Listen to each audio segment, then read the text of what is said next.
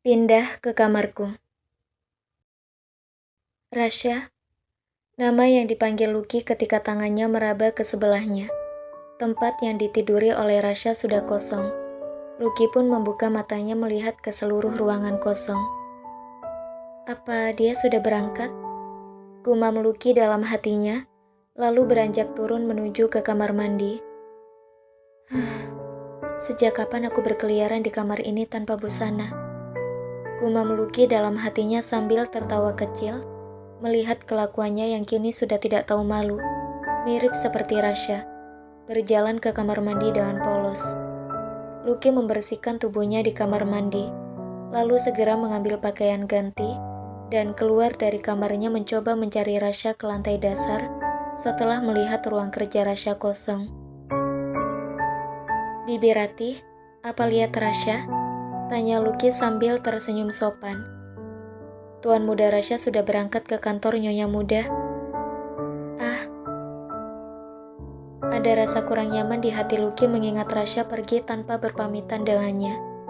Tapi Lucky tetap tersenyum setelah mendapat penjelasan dari kepala pelayan di rumahnya. Apa Anda ingin sarapan sekarang, Nyonya Muda? Tanya Bibi Ratih kembali. Lucky menggelengkan kepalanya. Aku akan pergi ke pantai dulu sebentar untuk bermain sepeda dan menggerakkan otot-ototku. Mohon maaf Nyonya Muda. Berdasarkan perintah dari Tuan Rasya yang telah disampaikan kepada Tuan Juna, Nyonya Muda baru boleh keluar dari rumah ini setelah pengawal pribadi Anda tiba di sini.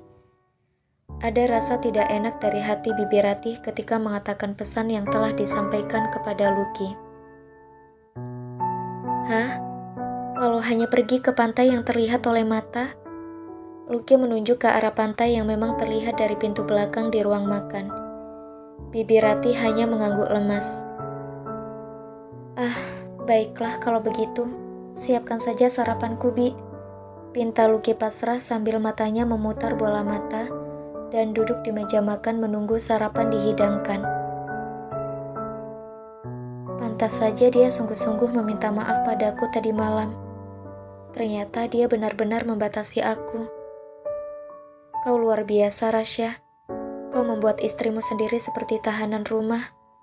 Oh Tuhan, berapa lama ini akan terjadi? Gumam Lucky dalam hatinya.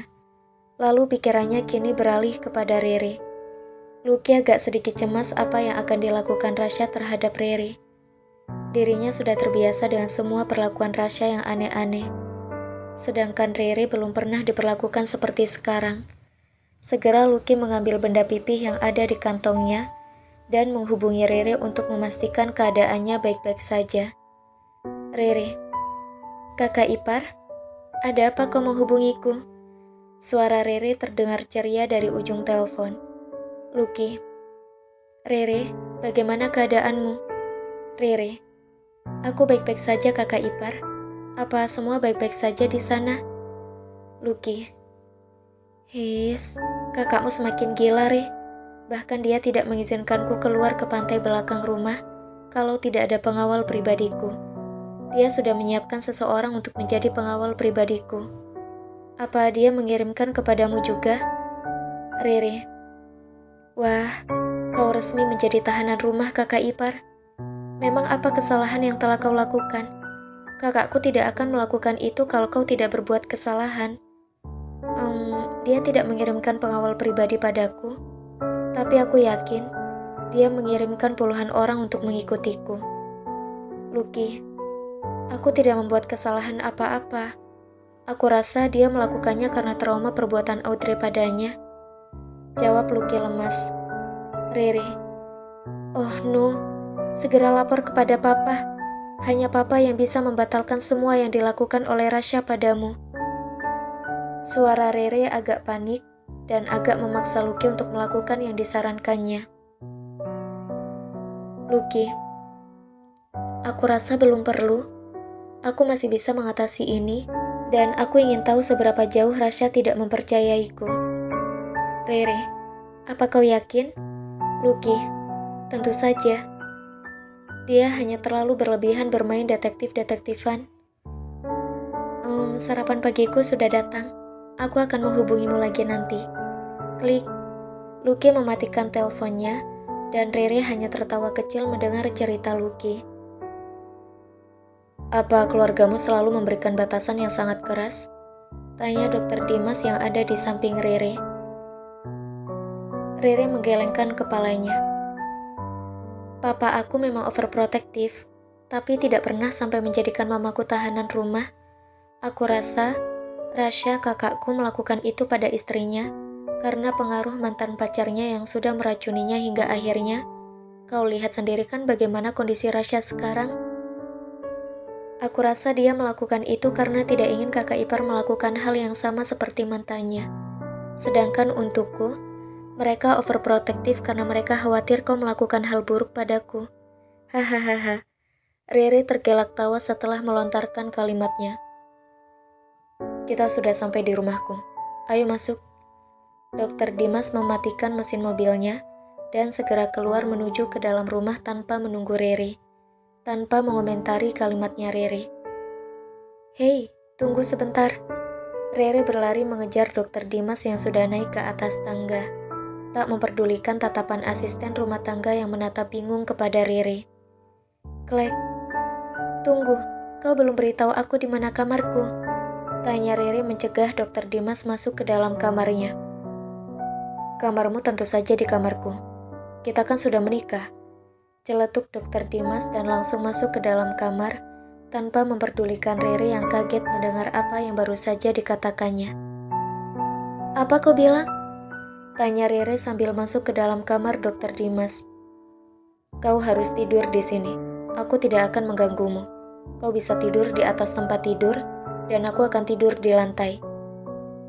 Hai, bisa membalikkan badanmu dulu sebelum membuka bajumu di hadapanku? Protes Rere yang langsung membalikkan badannya, dan sudah bersemu merah wajahnya karena Dokter Dimas yang sedang terburu-buru membuka sepatu dan kemejanya. Kan aku sudah katakan, kalau aku sedang buru-buru. Lagi pula aku terbiasa melakukan ini. Jawab Dokter Dimas yang langsung berlalu ke kamar mandi untuk membersihkan tubuhnya. Klek, Rere baru membalikkan badan setelah Dokter Dimas masuk ke dalam kamar mandi. Wah, apa-apaan dia main buka di depanku. His. Rere mencibir lalu duduk di sofa di kamar Dokter Dimas dan menelpon Rasya. Rasya, aku sedang sibuk, jangan ganggu aku. Rere, Rasya, aku minta barang-barangku. Kapan kau akan mengantarnya? Rasya, barang-barang itu sudah ada di sana. Kau tanyalah pada pembantu rumah tangga di sana. Klik. Rasya mematikan teleponnya, lalu Rere segera keluar ke lantai dasar untuk mencari barang-barangnya. Permisi, apa tadi ada yang mengantarkan koper-koperku? Tanya Rere pada pembantu rumah tangga yang ditemuinya di dapur. Oh, itu punya Non. Rere mengangguk. Saya meletakkannya di kamar tamu, karena tadi yang mengantar bilang kalau barang-barang itu untuk tamu yang akan menginap di sini. Tapi kata Tuan, Non bukannya tamu tapi istri Tuan. Bisa tunjukkan di mana kamar tamunya? Pinta Rere dan wajahnya pun juga bersemu merah. Aku pikir kau tidak akan memperkenalkan aku. Ternyata kau sudah melakukannya lebih dulu. Gumam Rere dalam hatinya. Baik Nyonya. Pembantu itu segera mengantarkan Rere ke kamar tamu dan menawarkan untuk memindahkan barang-barangnya ke kamar utama. Tapi Rere menolaknya dan membiarkan barang-barangnya tetap di sana. Lalu menyuruh pembantu itu keluar dari kamar tamu. Kau bilang tidak ada kamar lain. Ini apa buktinya? Masih ada kamar tamu di sini. Celetuk Rere sambil merebahkan tubuhnya di kasur. Klek. Kenapa kau tidur di sini? Dokter Dimas sudah berdiri di depan pintu sambil mengamati Rere yang baru saja merebahkan tubuhnya di tempat tidur. Ah, biarkan aku tidur di sini. Aku rasa kau tidak perlu tidur di lantai kalau aku tidur di sini kan? Dokter Dimas menggelengkan kepalanya. Anakku Angelicia tidur bersamaku di kamarku. Dia akan menanyakanmu kalau kau tidak ada di sana. Aku akan menyuruh Mutia memindahkan barang-barangmu. Sekarang keluarlah. Apa kau tidak bisa bilang kepada Angelicia kalau dia bisa tidur di kamar ini denganku? Dokter Dimas menggelengkan kepalanya. Aku bilang pindah ke kamarku sekarang, atau kau ingin aku menggendongmu pindah ke sana?